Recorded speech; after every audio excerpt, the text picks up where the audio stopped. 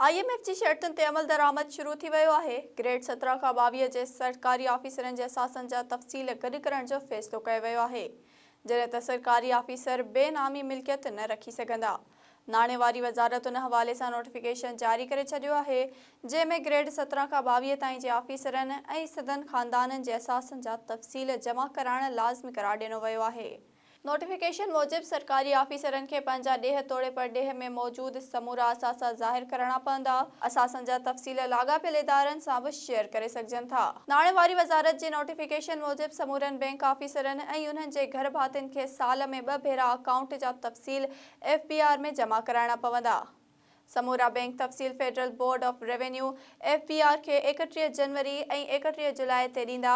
State bank जी निगरानी bank अकाउंटनि जा तफ़सील शेयर करण में किरदारु अदा कंदी। बैंकूं FBR जी मदद लाइ फोकल पर्सन मुक़ररु कंदियूं।